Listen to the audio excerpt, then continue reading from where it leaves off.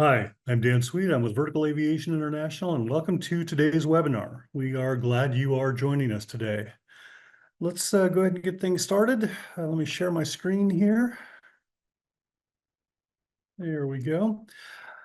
So today's webinar, a lot of the time we are doing webinars that are for more established pilots, more established maintenance personnel, more established people in the industry.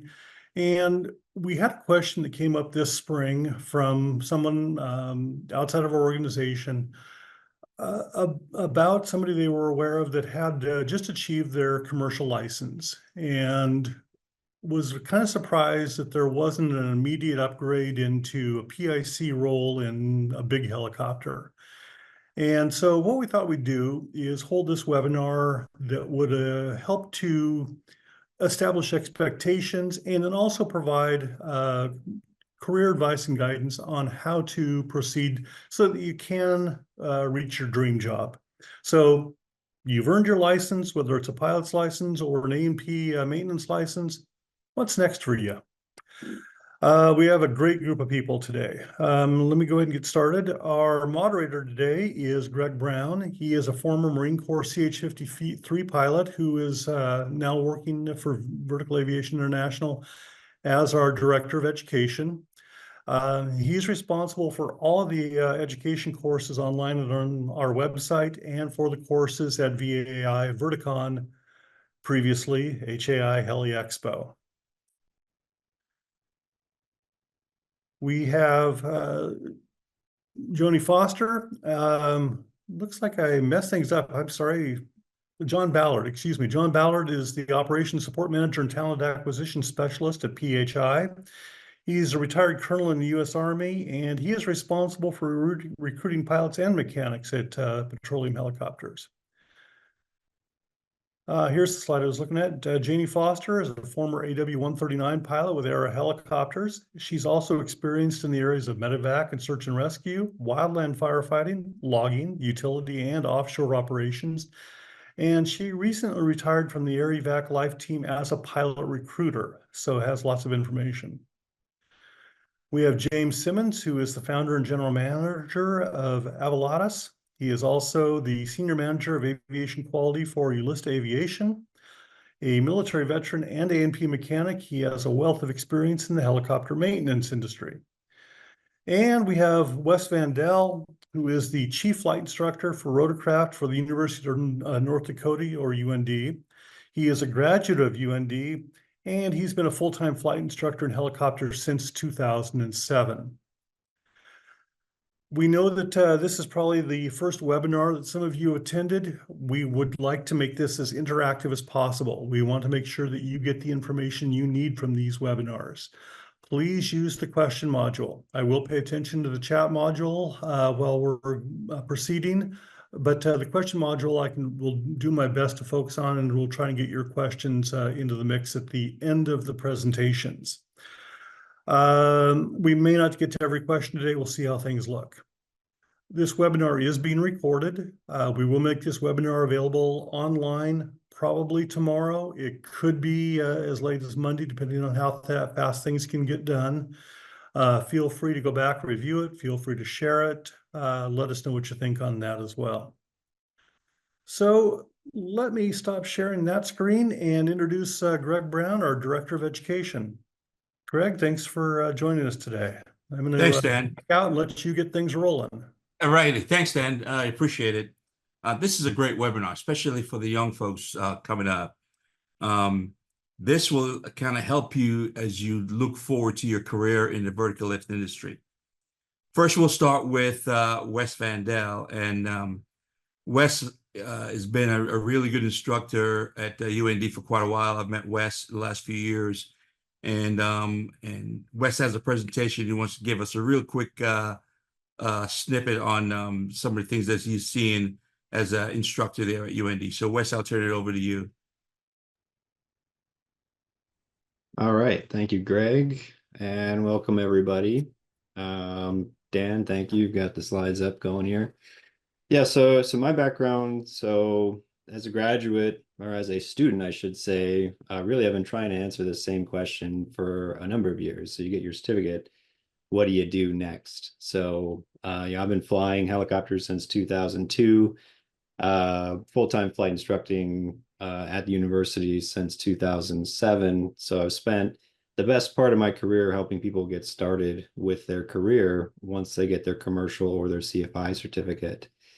Another thing that we've been involved with HAI and now VAI has been this workforce development forecast. UND partnered with Boeing and with HAI to put this forecast together. And in 2018, we published our findings, and we found at that time that there was going to be a shortage of not just pilots, but mechanics across the helicopter industry. So over 7,000 pilots and 40,000 mechanics, which was a pretty stark warning to the helicopter industry back then.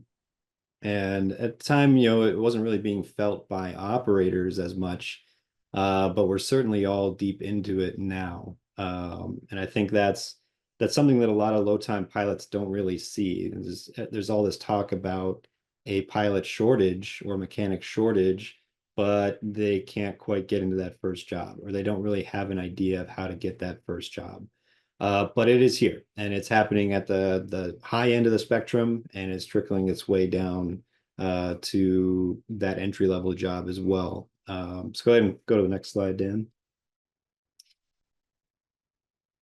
So even this study was put together by interviewing operators. 50% of the operators back in 2018 had a hard time finding pilots. Just about 70% had difficulty finding mechanics. So where are we today? On the next slide, you can see a lot of things are ramping this up even worse than what we had forecast back in 2018.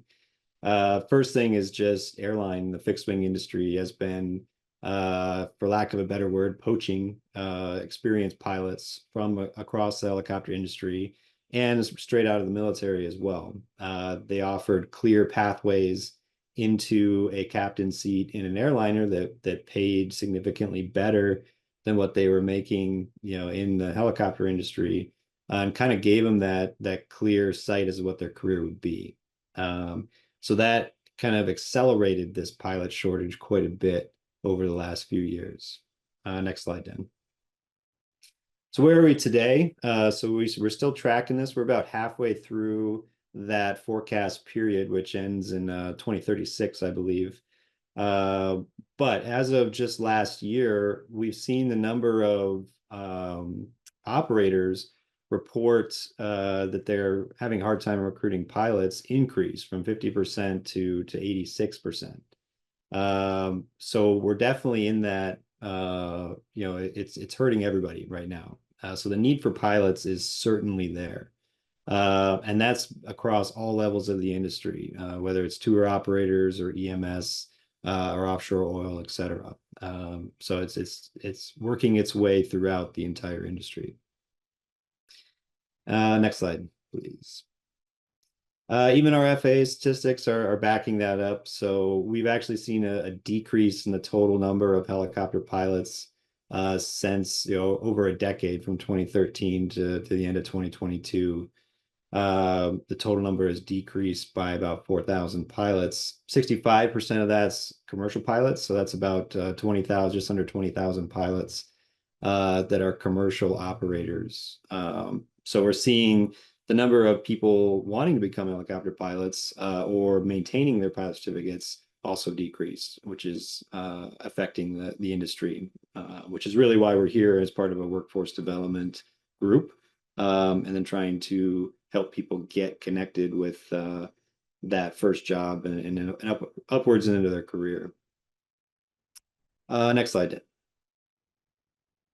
So starting your career, just want to run through this. I know, if you're a student pilot, you should already know a lot of this stuff, or you're looking at this stuff, but just want to run through this for those that may be looking at becoming a pilot. What does it take?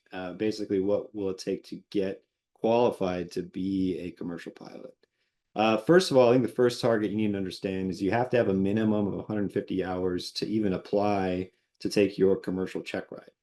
So that should be one of the first goals after you get your private pilot is how do I get up to that 150? Do you get your instrument rating? How do you get your cross country time? All that kind of stuff. Definitely needs to be on your radar. And if you click through that, Dan, to be a flight instructor, it's at least in an R-22 or an R-44, you need to have 200 hours of helicopter time. Airplane time does not count towards any of that 200. So you're going to need to have quite a bit of experience in a Robinson helicopter if you want to instruct in a Robinson helicopter. Not all flight schools use R-22s or R-44s. So that's a conversation you need to have if you're out there flying Schweitzer 300. What are your prospects of becoming a flight instructor once you earn those certificates? That's something that also needs to be on your mind. So those are the two things that really need to stand out as you're going through your training is I need to get those hours to get to the next job or the next qualification anyway to get that job. One more clicked in. But then, if you're looking at just helicopters or any of the job postings that are out there, you're going to see that most jobs require, 1,000+ hours. So that's always the big question as well is, okay, now I have 200 hours. Maybe you're a low time flight instructor, or maybe you're 150 hours. You just have a freshly printed commercial pilot certificate. How do you bridge that gap? How do you get from 150 hours to 1,000 or 1,500 hours to do that dream job that you've been, shooting for since you started flying helicopters? So, we need to have a path. We need to have an understanding of what is it going to take to get there. If you go to the next slide, Dan. One more. So this is kind of a scatter plot, for lack of a better word, of what kind of jobs are out there. So if you're down in the left-hand corner, you've probably been flying a year to 2 years, just got your commercial pilot certificate. You're at that 150-hour mark. If you're a CFI, you might have been flying for a few years now. You're at that 200-hour mark. Going up, you need to have a realistic expectation of, what is it going to take to get to a turbine tour job, or if you want to get into EMS, looking at an EMS job, what is it going to take to get there? And this plot kind of shows you what it takes to get there in terms of flight hours and generally in terms of years. So if you're a student pilot or a low time pilot with no experience, to get to a VFR EMS job, or if you want to do single engine offshore, for example, you're looking at about 1,500 hours to get there, and that's going to take somewhere between 6 and 8 years of experience. Now, that's a traditional path. Of course, there are a lot of stories out there and a lot of different ways to bridge that gap between hours, but that's kind of what has to be on your mind is how do I get from this to the next ball on this chart. One more slide, Dan. Having a program or a mindset or having a school that's as affiliated with pathway partners that can get you into a turbine tour job or a piston tour job or into offshore is one big part of that, but it's not the only way to do that. Networking is going to be a huge part of that as well. Talking to the operators at events like Heli Expo and Heli Success, getting to understand what kind of hours they're looking for. It's not always just total time. You got to meet 135 requirements. If you're looking for a higher level ATP job, you have to meet those cross-country requirements, etc. So networking, understanding what it takes to get to the job that you want to get to, and then working with your current job or your current operator to figure out, can you get there at that job? What can you do to build your night time, to build your IFR time, to build your cross-country time? Most lower time operators understand that you're not there for the rest of your career. So they want to help you achieve what is next. And they may or may not have the means to do that, but they want to help you get to that position. Next slide, please. And this kind of shows you what can you expect to make. So we talked about years, we talked about hours, but ultimately the bottom line for a lot of people is just, what will I make in that career field? And it really is a steady increase. So we're talking about 6 or 7 years, but each step along the way, you're making a little bit more money, to the point where you're in a career level position. And that's where you're going to stay, for the next 7, 8, 10, 20 years, hopefully.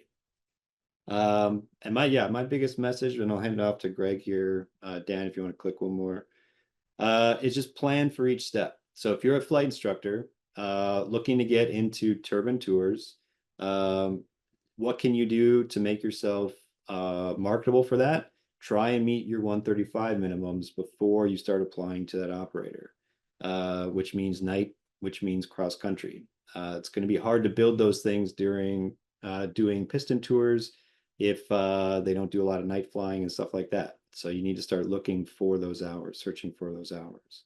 And then from there on up, John and Janie can talk more about, if you're in a turbine tour job, what's it going to take to get into an EMS job or get into an offshore oil job. But really it's planning for each step, and that starts now. If you're a student pilot, uh, you know, with looking at becoming a CFI or flight school, your interview started when you walked in the door. You're working towards that first job right away. And then likewise, if you just started at a piston tour company, that interview for the next step just started, and you need to start planning for what's next. So with that, I'm sure there were questions and they'll pop up. I'm going to hand it back over to Greg. All right, Wes, thanks. Lots of excellent information. And as you can see out there, there's plenty of opportunities available. And our industry needs to have pilots, mechanics, everyone come in. And if you think it's too late for you, maybe not, because our next guest, Janie, will tell you that it's never too late. You can get into this vertical lift industry, even as a late year career shift. So, Janie, if you'll come up and talk a little bit about your process and getting into the helicopter community. Great. Thanks, Greg. Appreciate it. Welcome, everybody here. Hope we can provide you with some good information today. I started flying at the age of 40. Several years earlier, I'd gone on a tour in Hawaii, first helicopter ride, and went crazy and decided I had to go do that. It took me a couple of years to get some money scraped up to get started. I was also working a roughly 70-hour-a-week job, so I was going to have to toggle that. So it did take me longer to get to move through the ratings, but I had some interesting activities in between that kept me going, I guess, and motivated. I trained at a large outfit in Oakland, California, and got my private, and then I went to my first Heli Expo, and that really, which is now vertical, it's going to be called now Verticon, but the association's annual convention, and started meeting some people. And that really got me sort of plugged in. I sort of saw how you can network at these events, and that's my key thing is networking is, and it's not exactly, going to a big event, this isn't how it always works. Going to a big event, running into somebody at a party or, at a booth or something, those are things, but there are other ways I discovered to network that aren't so obvious. So as you're building you're doing your flight training and you're studying and getting everything, there are other things that you can do to add to your time. So one of the things I stumbled on is ride-alongs, ferry flights. I became a member of the Whirly Girls, so I applied for scholarships, and over the years I won 3 different scholarships that totaled $20,000. Those helped advance my career, and of course excellent training. So scholarships are options. When I was out of money, I was working at the flight school to just keep keep around it. And through some of the people I had made connections with at Heli Expo, I invited some of them to come to the flight school to speak. And so I got to know them better. And then they started hooking me up with other people and giving me good leads, et cetera. So it just starts with one little thing, and it can mushroom. I'll give you an example of how one single contact can work. I did start working as I had about a little over 250 hours. And the gentleman who gave me my private check ride was very well connected with all the California fire industry. And he said, hey, there's this job called a second in command, and you can, fly on fires. And so I got started on that. It was a couple of month contract job that summer. And by doing that, I was standing on a fire one day. Every morning, you have a morning brief for the pilots. And I was standing next to this gentleman. We started talking, and turns out he was the chief pilot of a company down in Arizona. And he said, how many hours do you have? And I told him, and he said, well, it's not enough what we need, but let's stay in touch. So he said, I'm here filling in for my boss. And so next day he said, but you got to meet my boss. So the next day I met his boss. He was a director of operations for that company. And we chatted and got to know each other a little bit. Couple of months, I'd asked them about ferry flights. Did you guys ever ferry any aircraft? He goes, yeah, occasionally we do. And I said, well, yeah, let me know if I don't know if you take people riding along. So they did. And a couple of months later, I get a call from Jim, and he said, hey, we're picking up a new aircraft for us. It's going to be in Oregon, and we're going to ferry it back to Tucson. Would you like to go along? You'll have to pay your own way. And I said, well, absolutely. So I got to go to Oregon, go to this big corporate hangar and see all these beautiful aircraft, a couple of helicopters, and then airplanes, jets, that kind of thing. And so we picked up a Bell 407. I got to see the acceptance process of purchasing an aircraft. We flew back that day and landed different places, got fuel. So along the way, you get to see pilot decision making, from an experienced pilot. Of course, I had my private by then, so I was able to fly, and so I could log that time. So I got PIC time, I got cross country, turbine, and just experience. So I think I got about 7 hours out of that flight.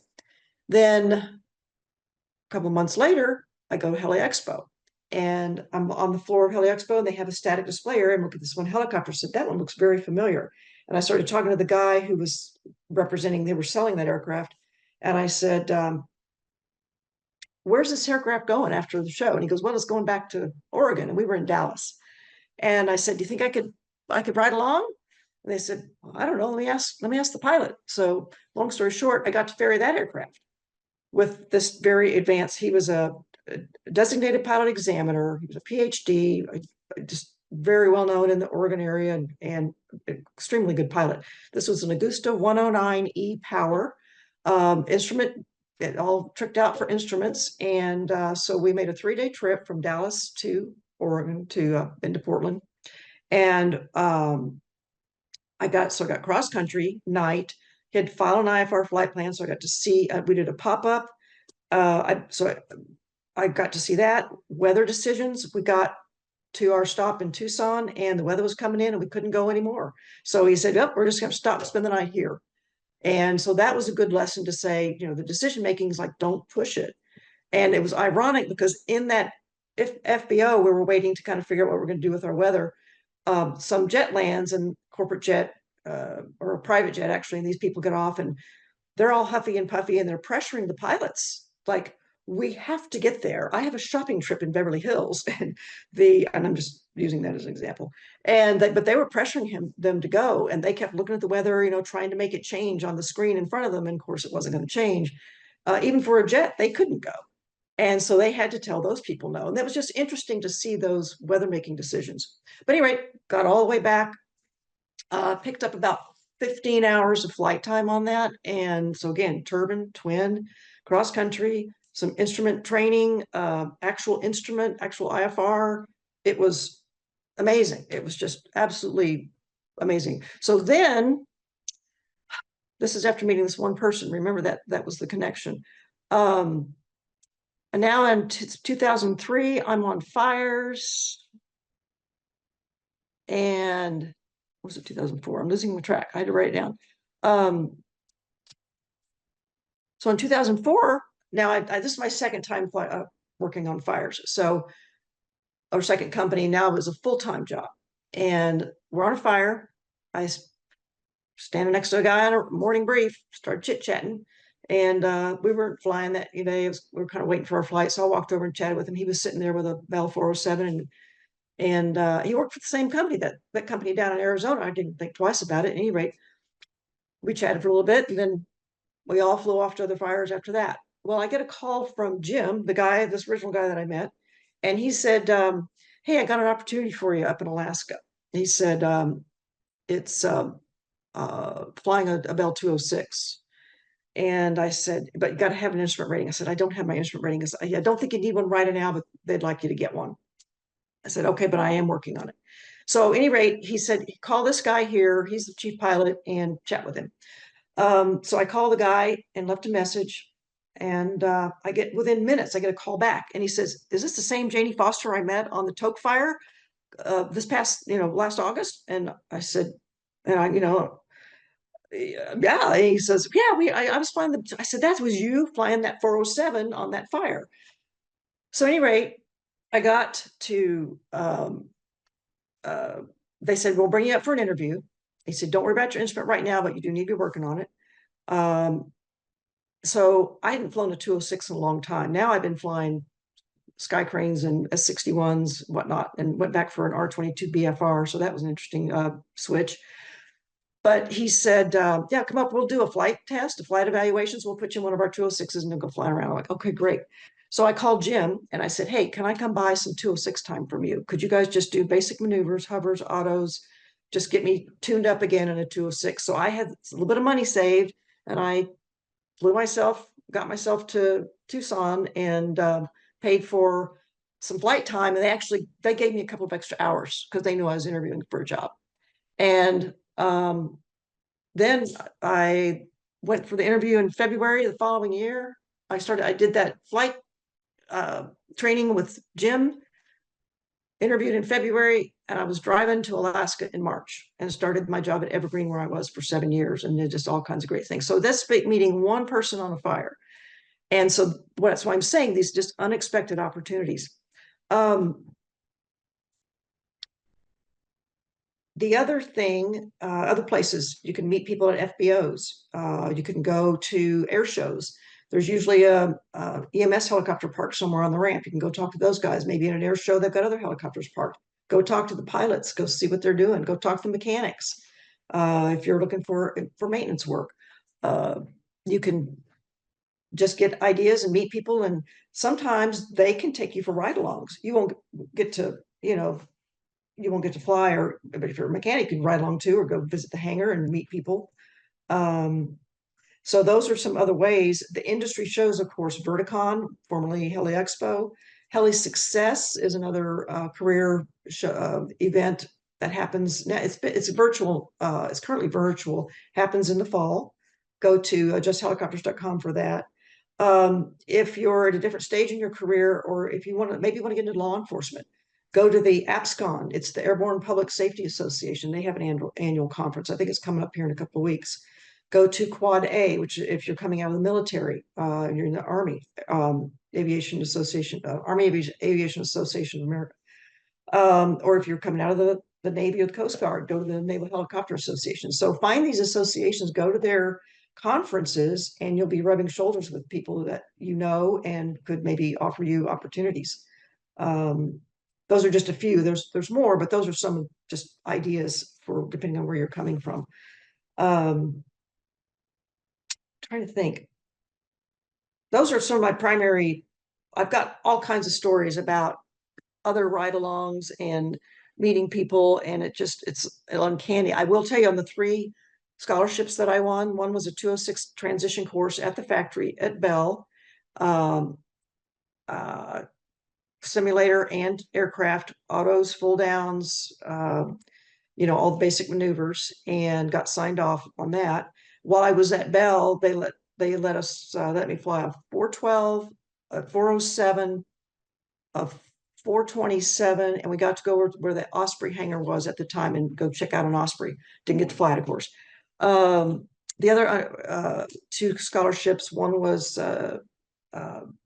instrument refresher course in the Bell 412, which I was currently flying at that time at, I think it was I was still at Evergreen.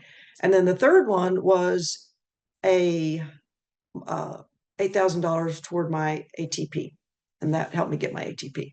So scholarships can be a good thing. VAI has scholarships. Women in Aviation has scholarships for men as well as women, and you have to be a member, of course. The Royal Girls has, as you have to be a member, but they only give them to women. And then Vertical Aviation International does have scholarships, and all three of those are international, and they have scholarships for maintenance as well as pilots and other areas too, safety, everything, so stuff you're interested in, but still good opportunities. And it might be good to go get a scholarship in safety, or not, go take a safety scholarship. You may be sitting next to somebody that you could network with just by being there. Don't set it aside. One thing I've learned, and I've heard so many times, people get fixated on I've got to get PIC. Why go fly SIC? It's a waste of time because I can't log PIC because I'm not rated in the aircraft. Well, you saw how that worked out for me. And the other thing I'll just mention as a pilot recruiter is people get really fixated on the base salary. Well, if you're only paying this, I'm not interested. You have to look at the full compensation picture, which includes bonuses, sign-on bonuses, other bonuses, performance bonuses, stipends, work-over pay.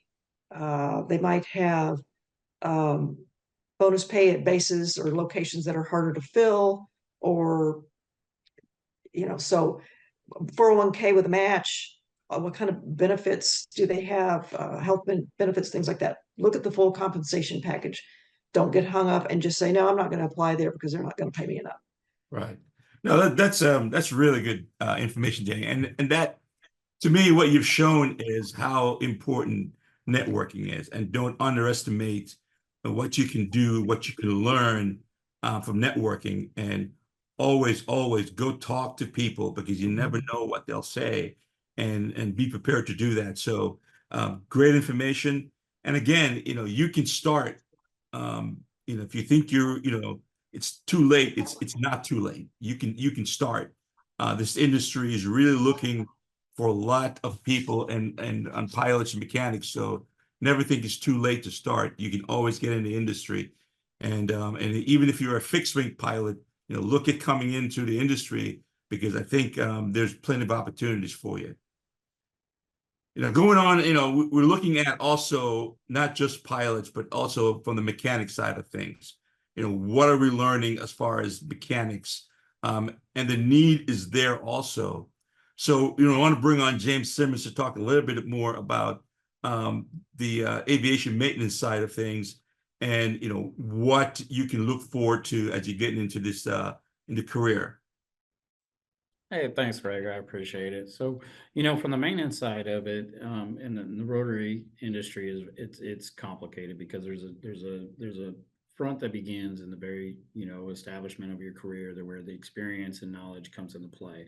Unfortunately, for the way that kind of the 147 school is established, and the way that the FAA sets it up is helicopters are not the primary focal point of the education system.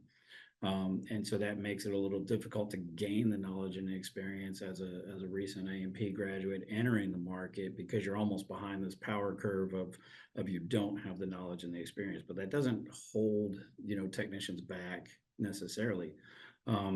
The ability is that, because the 145 repair stations are out there, the need for the technicians is out there, and it still goes along those same pathways, right? Establishing your network, getting your name out there, rubbing shoulders with other mechanics, walking in the hangars or meeting, right? I can guarantee you, I know one position that I got in the EMS world was simply ending up at an airport that the helicopter was parked on the ramp. And it was like, hey, there's a helicopter. Let me go over and talk to these guys. ended up they needed a lead mechanic in their position. I was qualified for the position, got in contact with the operator in Pittsburgh, and then next thing you know, I was interviewing for a position. That was just by seeing the aircraft sitting on the ramp, right? It just happened to be the right airport at the right place at the right time. Stuff like that happens, it's out there.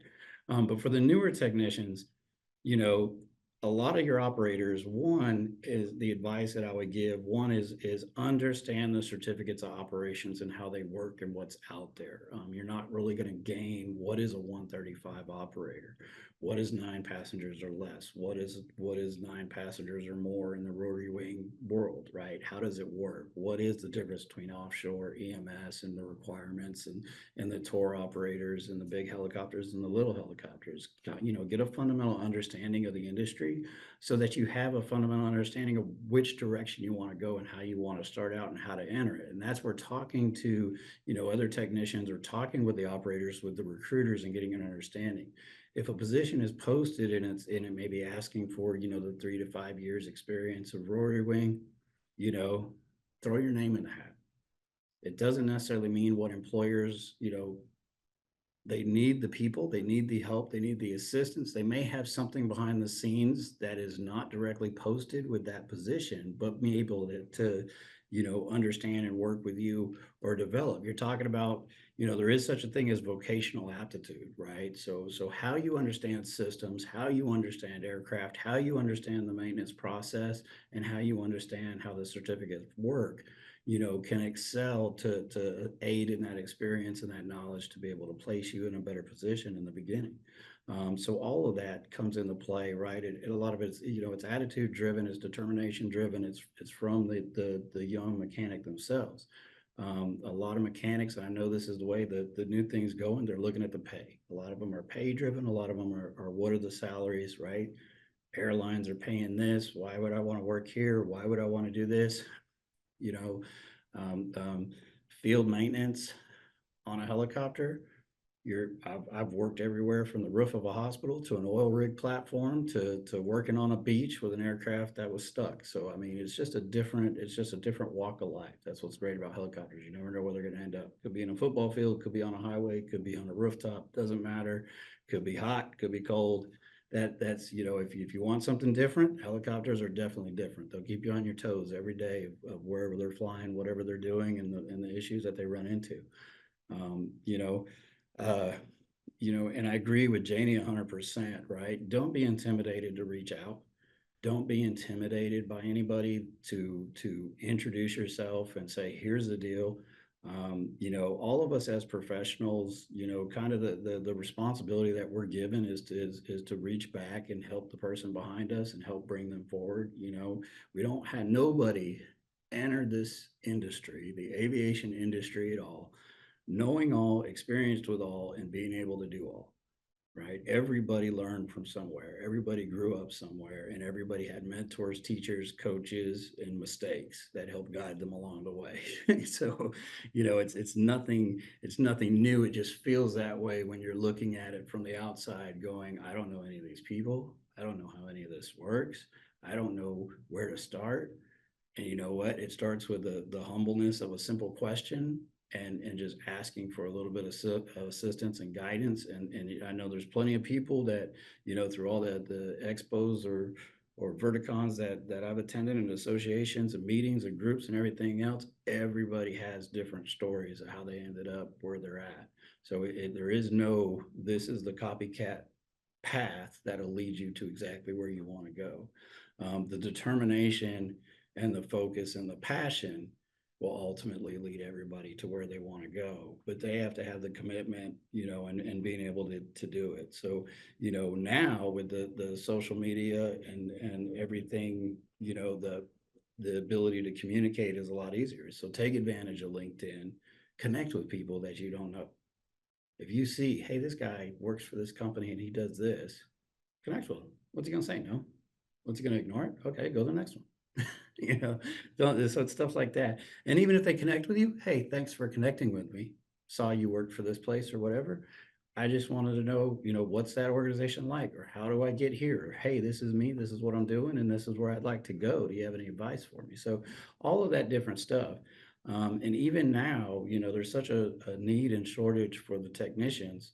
The schools are collaborating together. I just found this out from a conversation yesterday for the state of Tennessee. The 147 schools are actually getting together, trying to figure out how to increase, their ability to, one, provide to the students, and two, be able to lure, attract more students and be able to connect more with the employers out there. So it's a whole unique opportunity that's going to exist. I would definitely be more excited for the next 5 years as a new person in aviation than an experienced person in aviation, to watch this evolution happen, because there are going to be so many doors probably open for younger people than there ever have been before, where you still have to learn how to crawl, walk, and run. You still got to earn your stripes within the industry, and you have to gain the skill and the knowledge and all your certificates and everything else. But the reality is there is such a demand that it's going to focus more attention onto the people that are actually wanting to pursue it. And I think it's going to be a great thing. So my end of day advice to people is as the route to begin with. Like I said, the repair stations are there, the hangar floors are there. It may not necessarily get you right out of the door to a base of operations, but it is a starting point to begin with, and everybody has to start somewhere. So I hope that helps you out, Greg, a little bit, and if there's any questions or concerns or comments. Or No, thanks, James. I think that's important to again, try to level set the expectations that, coming out, especially as into the industry, you're probably not going to go directly to start turning wrenches on a helicopter, but there's a progression there that would lead you up to that point, and to get the students and everyone to understand that that's what it is. And even if you were a seasoned mechanic working on pistons and you've got the experience, but the helicopter's a different animal, so you may have a conceptually understand a little bit better than others, but there's still a process to get you up to speed, to get you to where you can operate and work on helicopters. So, but again, as you mentioned, the career opportunities are there. They're really looking for really highly motivated technicians to get in our industry, and this is an opportunity to get in somewhat on the ground floor with this industry, because it's going to grow with everything that's happening in the vertical lift industry. It's going to grow, and so this is a great opportunity for everyone thinking about, from the maintenance aspect of it, to get in kind of on the ground floor and kind of grow with our industry as it blossoms over the next few years. So thank you, James, for that. Hey, thank you, Greg. No problem. So moving on, you look at, trying to find your next position, how do you know what the HR and hiring folks are looking for? So we've got an expert in John Ballard, who works in that position. And John, I want to bring you on, sir, to kind of talk a little bit more about, some of the things that you look for when you're looking at candidates, and then what some of the advice you give candidates if not, they don't meet your qualifications directly, and how some of the things you've done to try to help them out. So thank you, Greg. So my name is John Ballard. I work with Petroleum Helicopters International. We are down in Lafayette, Louisiana, as one of our headquarters. We also are a company that has EMS bases around the U.S., and we also operate aircraft around the globe in some of our other entities. So what I see a lot of, and I know it's some of it is bad advice, but it's when you're trying to reach out and apply for positions, please understand the requirements of that job. I interact with a lot of young pilots weekly that are in bad need of advice, mentorship, guidance. They're applying for positions that they're nowhere near qualified for, and they don't know the pathway. I'm glad we started with Wes's presentation about pathways to get from when you get your commercial license to what's the next step? You know, am I going to be an instructor? Am I going to go do tour work? Am I going to then get into the larger tour operators to start building turbine time? And right now, to be quite honest with you, that is probably the best pathway. Unless you are in an organization where you can stay at the school where you've been flying at to teach, that has a proven record of student throughput with, you know, not a guarantee of hours, but a standard set of history that shows, hey, the instructors are getting this much time per year. That way you can see what the path is to what the job is that you ultimately want to end your career doing. And if that's flying an S-92 for PHI or for Bristow, or flying a corporate large helicopter for one of the corporate entities on the West Coast or up in the Northeast, which are all great jobs. Flying some fantastic machines, flying AW-139s. There are entities that are introducing new aircraft into the U.S. right now. And there's just tons of opportunity out there to make, you know, fantastic livings for you and your families in the helicopter world. So we fight it every day. And these guys that are on the panel have heard me say this a million times, but we're fighting the airlines. There's so many different pools right now for commercial pilots. But I go back to that chart that Wes had in there about salaries. And I want to clarify some parts of that. So top end oil and gas captains are making in the range of $180,000 to $200,000 a year to work for 6 months. They work 6 months out of the year. They're 14 and 14. That is an annual salary for you to work half the year. If you put that into perspective with kids, family, all the other things that go on in the individual's life, that's pretty good money to work 6 months out of the year. And to get to fly some fantastic aircraft that are just chock-a-block full of technology, and you know, at the highest level of your licensing. Because all of our captains and SICs that fly those aircraft all have ATPs, just like any other fixed wing airline guy would have. It's out there for you to find if you want to. But my piece of advice to you is this: being a helicopter pilot is a marathon. It's not a sprint. It takes time. There are stepping stones that you have to, there are benchmarks you have to get through to get to those very high paying commercial jobs, flying these big aircraft. And what I see is a lot of impatience sometimes. The EMS world is also a fantastic world to get into if that's your personality. We also have an EMS company at PHI, and I'm actually involved now with both sides of our company now. I'm doing some recruiting for our EMS side as well, and they fly some fantastic aircraft. But you got to have the right personality for that. You have to want to work as part of a team, work with people who are not aviation savvy there, and you have to understand that these could be life-saving operations. They could be children, elderly, across the spectrum, car accidents, fires, you name it. EMS guys, it takes a special person to be involved in that, to do that type of work. And that's what they're going to look for in interviews. They're going to look for a special kind of person. I can tell you, I sit in on the interviews with our area managers across the U.S. that handle our EMS side, and they ask some pretty pointed questions about, how do you feel about this, that, other? Have you been exposed to someone injured with critical injuries and things of that nature, especially on our types of contracts where we know they're going to do a lot of 911 calls. So that's going to come up. Last piece of advice is be prepared to interview.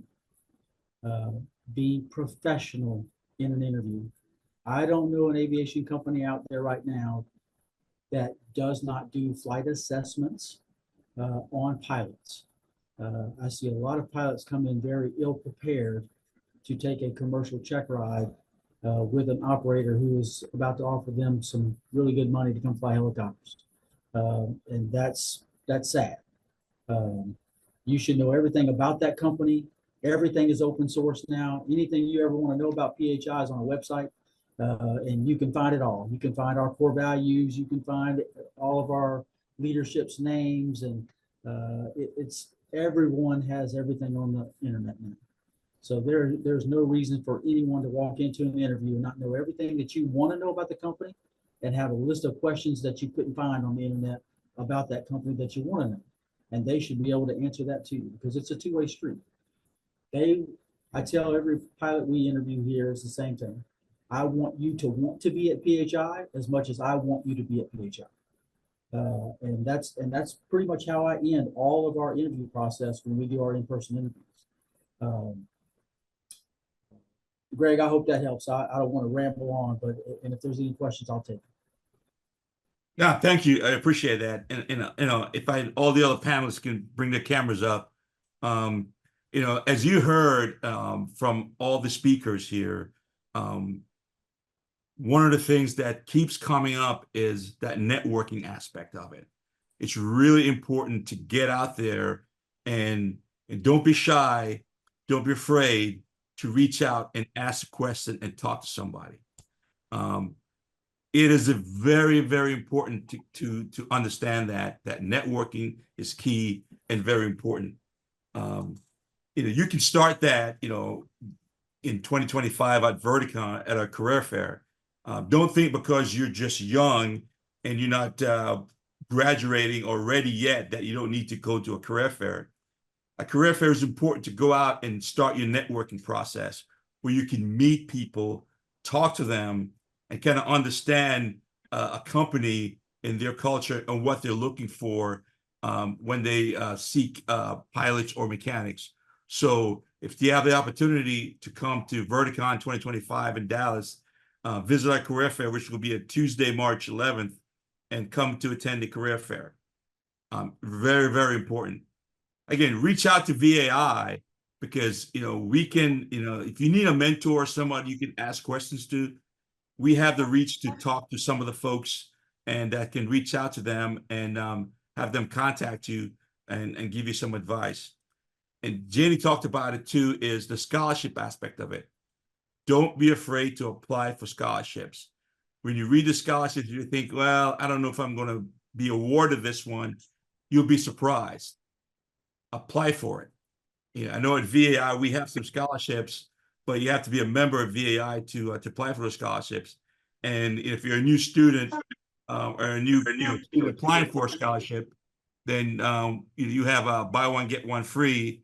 So buy 1 year and you get the second year for free. And then you can apply for all these scholarships. We have 7 scholarships called the Bill Sanderson Scholarships for Maintenance, where we have schools from the OEMs to include Bell, Airbus, Leonardo, Pratt & Whitney, Rolls-Royce, and Safran.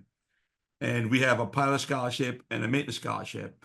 And then we have a company, Winco, we sponsor the scholarship for, that's providing money for pilot and mechanics. So they're out there. Apply for scholarships and don't be afraid to apply for that. And then, just the last thing, again, be ready for your career. Plan it, as Wes talked about.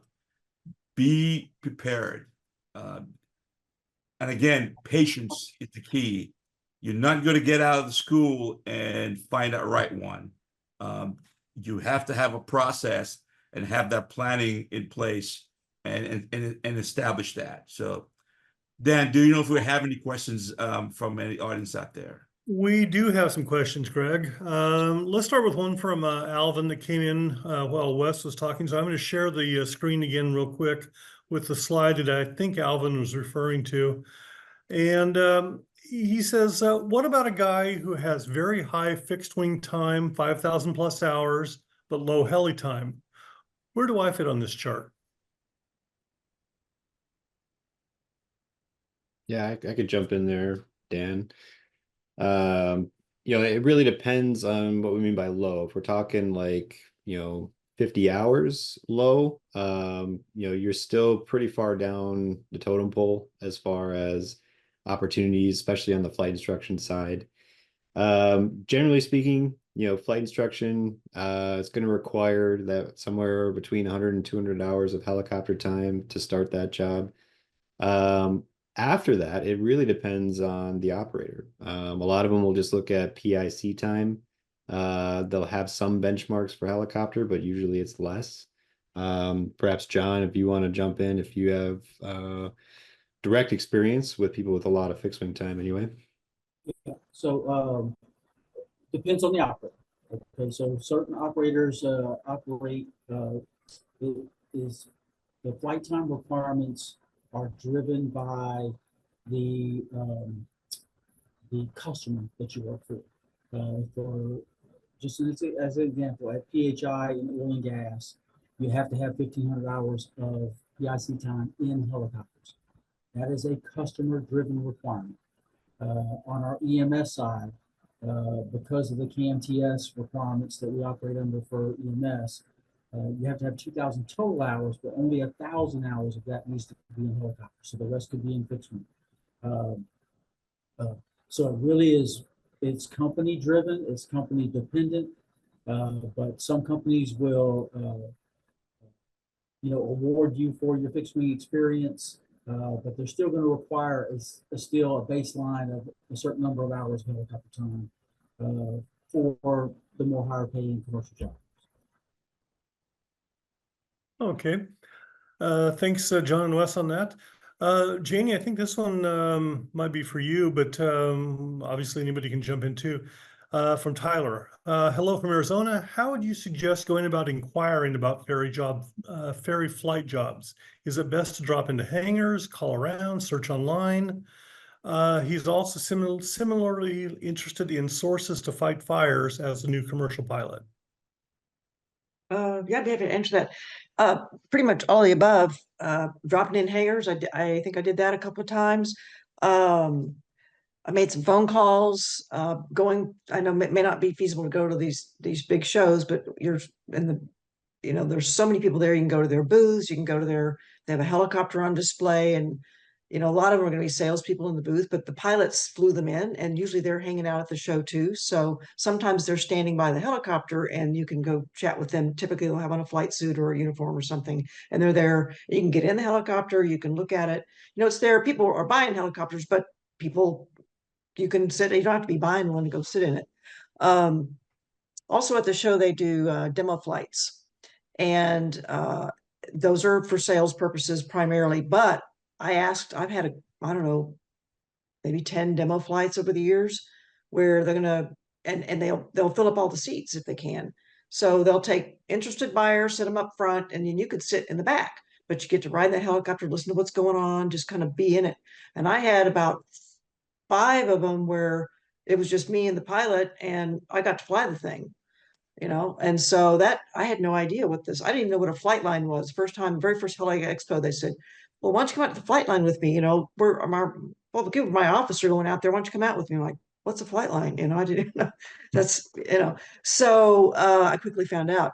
Yeah, I'll ask, let's see where else, kind of locally to you in Arizona. There are some utility helicopter operators there. So call them up and see what they have to say. Firefighting, there's some companies out there that do hire SICs, and some of them are at lower time. So I've got a list of those. Or if you want to reach out to me, I'd be happy to share some of that information with you. But there's one, Columbia Helicopters, Precision Helicopters, PJ Helicopters, Croman Helicopters. I know there's a couple of, I think Silver Brothers is still out there.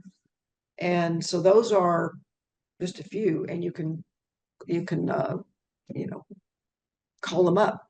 I got referred in by the guy that gave me my check ride. He had told all the students at Sierra Academy where I did my training, he told them about about the firefighting opportunities and what you needed: a commercial rating, 250 hours, and Nomex flight suit, helmet, and Nomex gloves. But just basically you needed those first two primarily.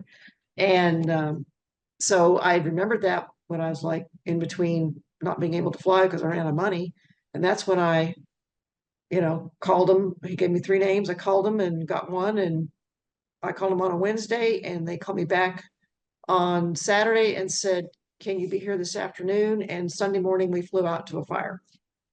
So be prepared, it might happen faster than you think. Fire season, well, these days it's all messed up. Typically they start training in March, April. And then, fires can start depending on part of the location. They usually go kind of from east to west and end up, up northwest, by the end of the fire season. But I've flown as late as November. I think I started as early as May or June. So, but I hope that helps. And, if you want to reach out to me, you can reach out to me on LinkedIn, or, if we're giving out contact information, Greg or Dan. Yeah. We'll if someone asks, we'll Yeah. get it. Okay. We are at the top of the hour. Does everybody have just a few extra minutes? We can keep on going there's only a handful of questions left. John, I think this one's for you. In fact, he specifically asked for you. This is from Mark, who is an aviation journalist. What specifically is PHI doing to recruit and retain mechanics? Does it have any programs in place to reach out to high schools and technical schools in locales where it has maintenance bases? Yeah, so 2 years ago, we did a complete revamp of our talent acquisition force. So we actually have 2 assigned mechanic recruiters here at PHI that go out to pretty much stay to the southeast region to technical schools. I know we have done a couple of events at high schools. I'd have to get with Justin Messman. He's our head guy for talent acquisition for maintenance. 2 years ago, we went in a different route at PHI. Instead of having HR types doing recruiting for pilots and mechanics, we hired pilots and we hired mechanics to recruit and hire pilots and mechanics. So Justin is a very experienced mechanic, very senior mechanic with PHI. He's been with the company 17 years, former Army guy. We also have Scott that works back there in the back. He's also a very senior mechanic with PHI. And we're very fortunate at our company to have basically an internship program for young AMPs because of our 145 operation. So we are able to bring them in and train them under a very watchful eye until they get some experience where we can put them down at one of our bases as a line mechanic. So that's the route we have gone. But we go to technical schools all over the Southeast, from Texas as far north as Tennessee, Florida, Mississippi, Alabama, Arkansas, Louisiana, all the technical schools. Those guys are all tied into them. We've even done some equipment donations to a couple of the schools with some old shelving and tools and things that we had around here at PHI that were going to wind up in a trash bin. So we gave those away to those companies as a donation to help them kind of get their programs moving towards a more helicopter-centric, teaching instead of just the standard fixed wing, because all the airlines can give them all their old stuff and they have plenty of dollars. So.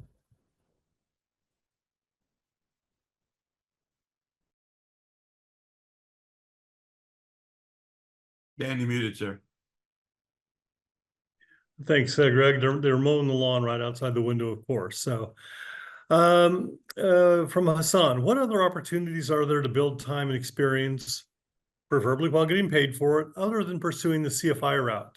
Many pilots who are making a career transition find it difficult to leave their jobs to become CFIs. It seems like that works more for younger pilots.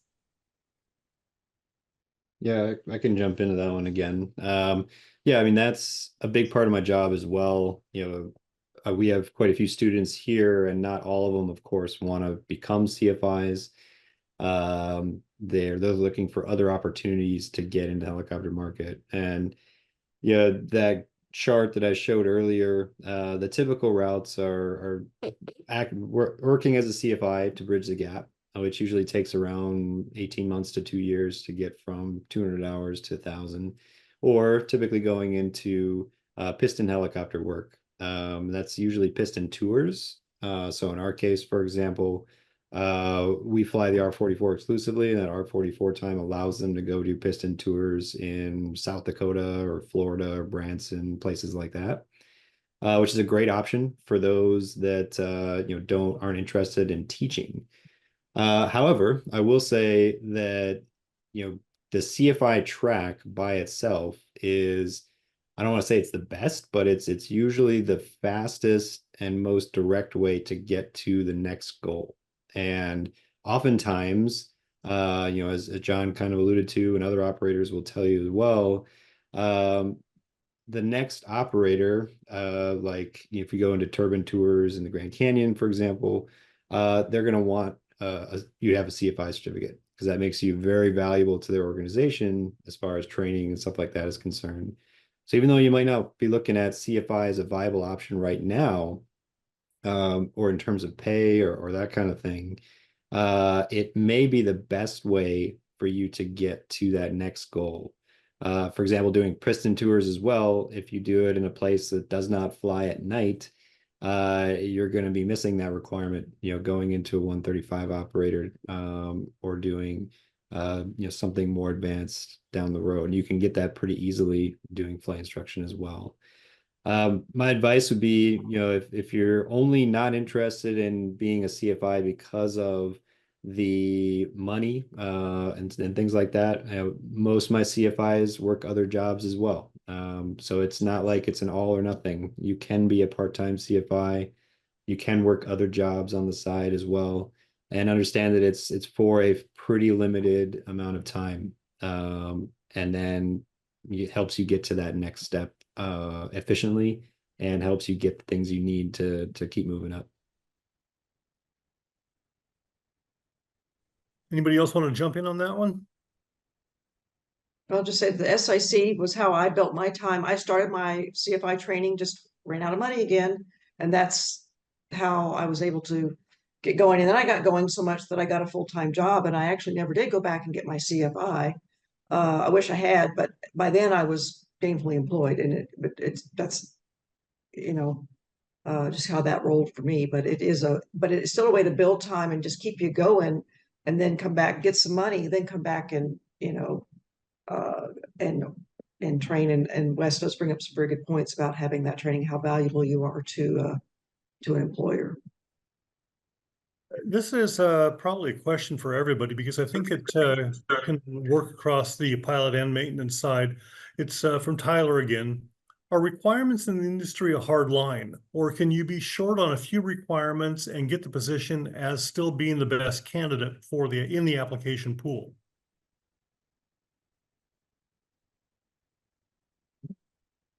Anybody want to jump in there? I will jump Yep. in. Again, hardline requirements are, again, it's about the operator. Some operators are going to have very hardline requirements. PHI is one of them, unfortunately for me, where they don't deviate from those requirements. And mainly it's because of the customer base that we have. Our EMS side, because we are a CAMTS compliant company, we will not deviate from those flight hour requirements. For us, we look for ATP compliance, mainly because we are a unionized workforce at PHI, so we are looking to promote from within. We want to take our young pilots out of a 407 or a VFR aircraft, and we want to transition them into an AW139, an S92, a 76, or our new H160s or our 145s. All of those customers require the pilots to have an ATP.